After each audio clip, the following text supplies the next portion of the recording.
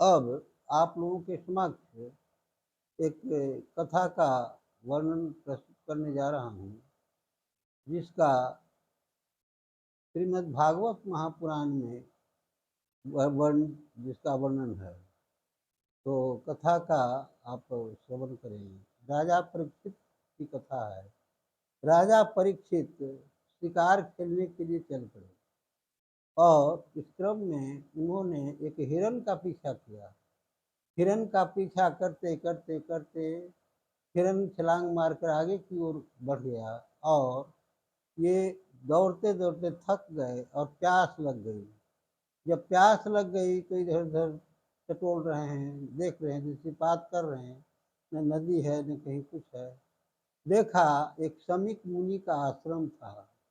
उस समीक मुनि के आश्रम में पहुंचे। समीक मुनि ध्यान मग्न थे। चिल्लाए कि अरे पानी पिलाओ, पानी पिलाओ, प्यास लगी है। समीक मुनि का ध्यान नहीं छूटा।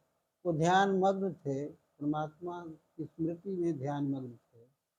बहुत चिल्लाए, बहुत चिल्लाए। जब नहीं ध्यान टूटा तो राजा परीक्षित ने क्या किया कि जहाँ ध्यान मग्न थे समीक मुनि, उनके इर्द गिर्द में बहुत बड़ा सा सर्प मरा पड़ा था।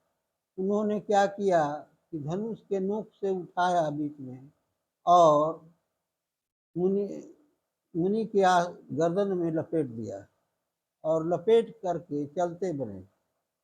यह इस बात का प्रचार सब जगह हो गया। समीक मुनि के लड़का खेल रहा था बगल में, उसको भी उसके कान में ये बात पहुंची और उसी रास्ते से जा रहे थे राजा परीक्षित। तो उनका लड़का कहा कि राजा का यही काम है कि हमारे पिताजी ध्यान मग्न थे तो उनके गले में मरा हुआ सर्प लपेट दिया। वो क्या किया, उस समीक मुनि के लड़का ने राजा को श्राप दे दिया। कहा कि जाओ, तुमने जो गलती की है उसका परिणाम तो भुगतना ही है। तक्षक नाग तुम्हें 1 सप्ताह में काट देगा और तुम्हारी मृत्यु हो जाएगी।